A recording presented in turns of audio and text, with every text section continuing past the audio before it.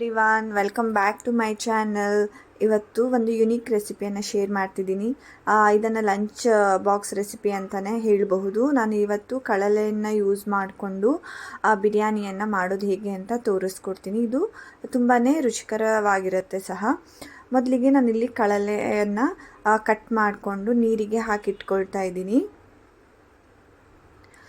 ಇದನ್ನು ನೀರಿಗೆ ಒಂದೆರಡು ದಿನ ಆದರೂ ನೀರಿಗೆ ಹಾಕಿ ಇಟ್ಕೊಳ್ಬೇಕು, ಇಲ್ಲಾಂದರೆ ಅದು ಸ್ವಲ್ಪ ಕಹಿ ಇರುತ್ತೆ. ಸೊ ಅದರಿಂದ ಹಾಗೆ ರಾತ್ರಿ ನೀವು ನೀರಿಗೆ ಹಾಕಿಟ್ರೆ ಬೆಳಿಗ್ಗೆ ಅದರ ನೀರನ್ನು ಚೇಂಜ್ ಮಾಡಬೇಕಾಗತ್ತೆ. ಹಾಗೆ 2 ದಿನ ನೀವು ಇದೇ ರೀತಿ ಕಡಲೆಯನ್ನು ನೀರಲ್ಲಿ ಹಾಕಿಬಿಟ್ಟು ನೀರನ್ನು ಚೇಂಜ್ ಮಾಡ್ಕೊಳ್ತಾ ಇರಬೇಕು. ನಾನಿಲ್ಲಿ ಕಡಲೆಯನ್ನು ಈ ರೀತಿ ದೊಡ್ಡದಾಗಿಯೇ ಸ್ವಲ್ಪ ಕಟ್ ಮಾಡಿ ನೀರಿಗೆ ಹಾಕಿಟ್ಕೊಳ್ತಾ ಇದ್ದೇನೆ. ಇದು ನೀರು ಚೇಂಜ್ ಮಾಡಿ 2 ದಿನ ಆಗಿದೆ.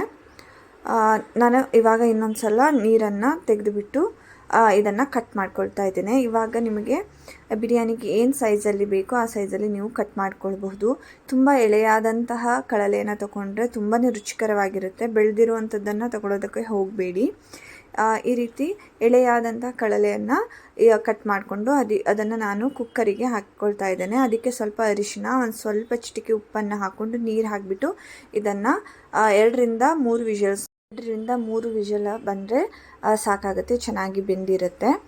ಹಾಗೆ ನಾನಿಲ್ಲಿ ಇನ್ನೊಂದು ಕಡೆ ರೈಸಿಗೆ ಸಹ ಇಟ್ಕೊಂಡಿದ್ದೀನಿ. ನಾನಿಲ್ಲಿ ಸೋನಾ ಮಸೂರಿ ಅಕ್ಕಿಯನ್ನು ಅನ್ನ ಮಾಡೋದಕ್ಕೆ ಇಟ್ಕೊಳ್ತಾ ಇದ್ದೀನಿ. ಇಲ್ಲಿ ಕಡಲೆ ಸಹ 2ರಿಂದ 4 ವಿಷಲ್ ಆಗಿದೆ. ನಾನಿಲ್ಲಿ ಈರುಳ್ಳಿ, ಹಸಿಮೆಣಸಿನ್ಕಾಯಿ, ಪುದೀನ ಸೊಪ್ಪು ಹಾಗೆ ಕೊತ್ತಂಬರಿ ಸೊಪ್ಪನ್ನು ಕಟ್ ಮಾಡಿ ಸೈಡಿಗೆ ಇಟ್ಕೊಂಡಿದ್ದೀನಿ. ಇಲ್ಲಿ ಒಂದು ಬೌಲಿಗೆ ಸ್ವಲ್ಪ ಮೊಸರನ್ನು ಹಾಕಿಟ್ಕೊಂಡಿದ್ದೀನಿ. ಮೊಸರಿಗೆ ನಾನು ಸ್ವಲ್ಪ ಅರಿಶಿನ ಪುಡಿ, ಖಾರದ ಪುಡಿಯನ್ನು ಹಾಕ್ಕೊಳ್ತಾ ಇದ್ದೇನೆ. ಅದ್ರ ಜೊತೆಗೆ ನಾನಿಲ್ಲಿ ಬಿರಿಯಾನಿ ಮಸಾಲ ಪೌಡರನ್ನು ಹಾಕ್ಕೊಳ್ತಾ ಇದ್ದೇನೆ. ಹಾಗೆ ಗರಂ ಮಸಾಲ ಸ್ವಲ್ಪ ಹಾಕಿಬಿಟ್ಟು ಸ್ವಲ್ಪ ಕೊತ್ತಂಬರಿ ಪೌಡ್ರನ್ನು ಹಾಕ್ಕೊಂಡಿದ್ದೀನಿ. ಸ್ವಲ್ಪ ಆಮ್ಚೂರ್ ಪೌಡರನ್ನು ಸಹ ಹಾಕ್ಕೊಂಡಿದ್ದೀನಿ. ಹಾಗೆ ಸ್ವಲ್ಪ ಉಪ್ಪನ್ನು ಹಾಕ್ಕೊಂಡು ಇದನ್ನು ಚೆನ್ನಾಗಿ ಮಿಕ್ಸ್ ಮಾಡಿ ನಾನು ಇದನ್ನು ಸೈಡಿಗೆ ಇಟ್ಕೊಳ್ತಾ ಇದ್ದೇನೆ. ನೀವು ಮೊಸರು ಹಾಕಿರೋದ್ರಿಂದ ಸ್ವಲ್ಪ ಆಮ್ಚೂರ್ ಪೌಡರ್ ಹಾಕಿದ್ರೆ ಅದು ಒಡೆಯೋದಿಲ್ಲ ಅಂತಾರೆ. ಸೊ ಅದರಿಂದ ಸ್ವಲ್ಪ ಆಮ್ಚೂರ್ ಪೌಡರನ್ನು ನಾನಿಲ್ಲಿ ಹಾಕ್ಕೊಂಡಿದ್ದೀನಿ. ಇದನ್ನೆಲ್ಲ ಚೆನ್ನಾಗಿ ಮಿಕ್ಸ್ ಮಾಡಿ ಒಂದು 10 ನಿಮಿಷ ಇದನ್ನು ರೆಸ್ಟ್ ಮಾಡೋದಕ್ಕೆ ಹಾಗೆ ಮುಚ್ಚಿಡಬೇಕು. ಅಲ್ಲಿ ತನಕ ನಾವು ಬಿರಿಯಾನಿಗೆ ರೆಡಿ ಮಾಡ್ಕೊಳ್ಳೋಣ. ಇಲ್ಲಿ ಕಡಲೆ ಸಹ ಚೆನ್ನಾಗಿ ಬೆಂದಿದೆ. ಇದನ್ನು ಸೋಸಿಟ್ಕೊಳ್ತಾ ಇದ್ದೇನೆ. ನೀರನ್ನು ಸಪ್ರೇಟ್ ಮಾಡಿ ಇಟ್ಕೊಳ್ತಾ ಇದ್ದೀನಿ. ಹಾಗೆ ಈ ಕಡೆ ರೈಸ್ ಕೂಡ ಆಗಿದೆ. ನಾನು ಇದನ್ನು ಸಹ ಹಾಕ್ಕೊಳ್ತಾ ಇದ್ದೇನೆ. ನಾನಿಲ್ಲಿ ಬಿರಿಯಾನಿ ಮಾಡೋದಕ್ಕೆ ಕುಕ್ಕರನ್ನು ತಗೊಳ್ತಾ ಇದ್ದೇನೆ. ದಪ್ಪ ತಳ ಇರುವಂಥ ಪಾತ್ರೆಯನ್ನು ತಗೊಳ್ಳಿ. ಹಾಗೆ ಸ್ವಲ್ಪ ಎಣ್ಣೆ ಮತ್ತು ಸ್ವಲ್ಪ ತುಪ್ಪವನ್ನು ಹಾಕ್ಕೊಂಡಿದ್ದೀನಿ.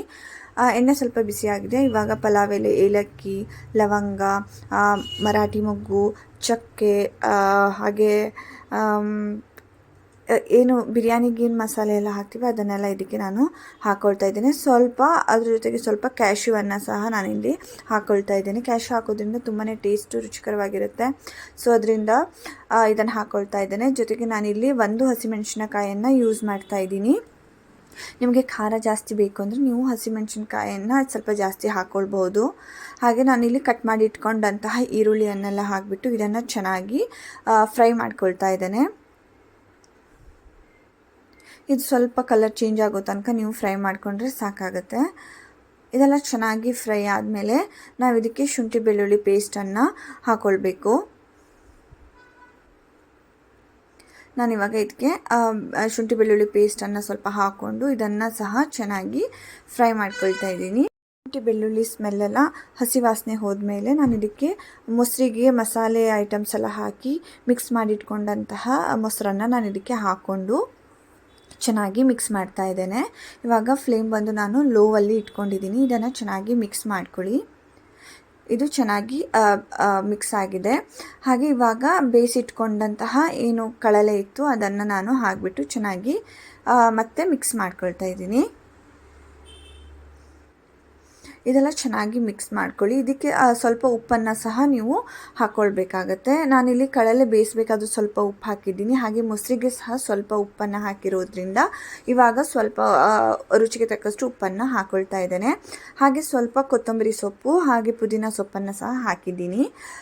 ಇದ್ರ ಜೊತೆಗೆ ನಾನು ಬೇಯಿಸ್ಕೊಂಡಂತಹ ಅನ್ನ ಏನು ರೆಡಿ ಮಾಡಿಟ್ಕೊಂಡಂತಹ ಅನ್ನವನ್ನು ನಾನು ಇದಕ್ಕೆ ಹಾಕ್ಕೊಳ್ತಾ ಇದ್ದೇನೆ. ನಾನು ಅನ್ನ ಬೇಯಿಸಬೇಕಾದ್ರೂ ಸಹ ಸ್ವಲ್ಪ ಉಪ್ಪನ್ನು ಹಾಕಿ ಬೇಯಿಸ್ಕೊಂಡಿದ್ದೀನಿ.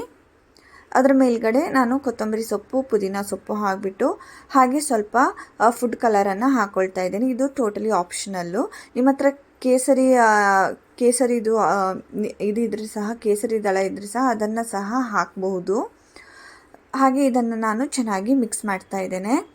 ನೀವು ಇದನ್ನು ಹೀಗೆ ಮೇಲ್ಗಡೆನೇ ಇಟ್ಬಿಟ್ಟು ನೀವು ದಮ್ ಸಹ ಹೊಡೆಸಬಹುದು. ನಾನಿಲ್ಲಿ ಚೆನ್ನಾಗಿ ಮಿಕ್ಸ್ ಮಾಡಿಕೊಂಡು ನಾನಿಲ್ಲಿ ದಮ್ ಫ್ಲೇವರನ್ನು ಕೊಡ್ತಾ ಇದ್ದೀನಿ. ಇದೆಲ್ಲ ಚೆನ್ನಾಗಿ ಮಿಕ್ಸ್ ಆಗಿದೆ.